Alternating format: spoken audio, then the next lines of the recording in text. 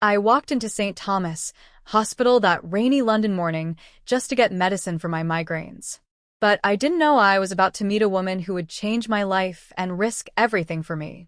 Dr. Eliza Morgan, tall, graceful, with sharp hazel eyes, was known to be serious, reserved, and highly respected. When I was sent to her ward for a routine checkup, I noticed the way she looked at me. Curious, as if trying to read through me. "How long have you had these migraines, Mr. Khan?" she asked, her voice soft but firm. "3 weeks. But that's not what's really hurting," I said with a half smile. She paused, pen in hand. "And what's really hurting?" "My heart." She looked up, trying not to smile. "Let's stick to the medical issues, shall we?" But over the next few weeks, things started to change. I had to return for a few tests. Each visit became longer. Dr. Morgan started talking more. She asked about my family, my work as a struggling musician, my childhood in Birmingham. She even laughed once at one of my silly jokes. Nurse Rebecca noticed. "You like him, don't you?" she teased Eliza one evening. Eliza shook her head, blushing. "He's a patient, Rebecca. And I'm a doctor." "It's wrong." But feelings don't follow hospital rules. One evening, I stayed behind after my checkup. She found me near the hospital garden. "What are you still doing here?" she asked, her coat wrapped tight. "I waited to see you off." "Ayaan," she said, warning in her voice. "I don't want medicine anymore. I want you." She looked away, trembling. "You don't know what you're saying. I've been hurt before badly. I was engaged. He left me for someone younger. I buried myself in work after that." I stepped closer. "Let me be the one who proves not all men leave." And that's when things took a turn. Dr. Malcolm Reed, her ex-fiancé, and now head of surgery, found out. He called her in privately. "If you continue seeing that boy, I'll have to report it. It's unethical. You'll lose your license." Eliza was torn. That night, she didn't answer my texts. The next morning, I arrived at the hospital with a single rose. I wasn't leaving without seeing her. But something was wrong. Nurse Rebecca whispered to me, "She's being forced to take leave. Because of you." I rushed into her office. She looked tired, broken. "I have to let you go, Ayaan," she said quietly. "They're threatening everything I've worked for." "And what about everything we've felt?" Tears welled in her eyes. "It was never supposed to happen, but it did. And I can't pretend it didn't mean something." I held her hands. "Then fight for it. Fight for us." That night, she made a decision. She resigned. The hospital lost one of its best doctors. But I found the woman I wanted to spend my life with. 6 months later, we stood outside the same hospital, this time as visitors. She wasn't in a lab coat anymore, just in a red dress that matched the roses I always brought her. "Any regrets?" I asked. She smiled, slipping her hand into mine. "Only that I didn't break the rules sooner." After Eliza resigned from St. Thomas Hospital, we tried to build a quiet life together.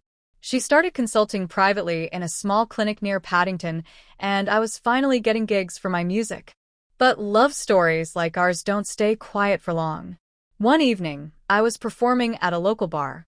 As I played a soft ballad I wrote for her, I noticed her sitting in the crowd, eyes shimmering. After the show, I took her hand, brought her up on stage, and said, "This next part of our story begins now."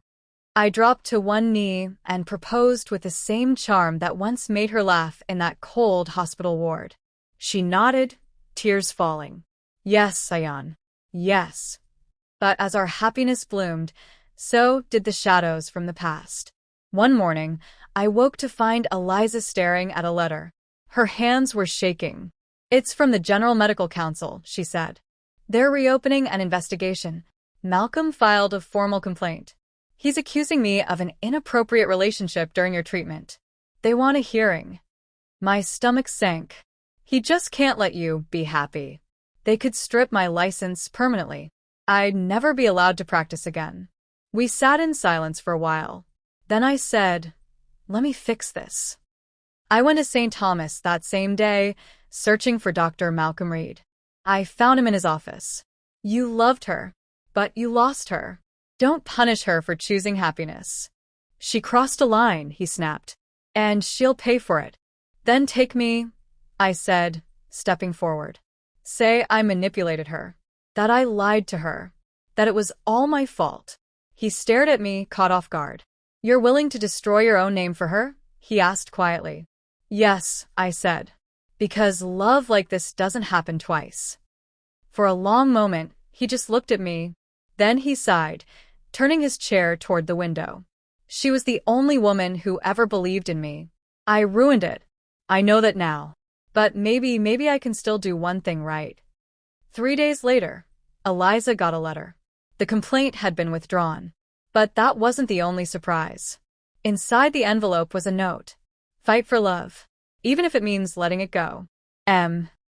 A year later, Eliza and I stood before a small group of friends in a garden behind the clinic, exchanging vows. As she whispered, I do, I remembered the first time I met her in that hospital room. Her white coat, her guarded eyes, and her quiet strength. Now she wasn't just my doctor. A month after our wedding, life had finally settled. Eliza was glowing with peace, and I had just signed a contract to record my first album. One quiet night, as she was asleep beside me, I noticed her old hospital briefcase lying at the back of our closet. Curious, I opened it. Inside was a stack of documents, letters, and a sealed envelope marked. In case something happens to me. My heart skipped. I hesitated, then opened it. Inside was a letter. From Dr. Malcolm Reed. If you're reading this, Ayaan, then something didn't go as planned. There's something Eliza never told you. The reason I was so bitter. The truth is, she didn't just lose me. She lost a patient once. A young man who died under her care. And that patient was your brother.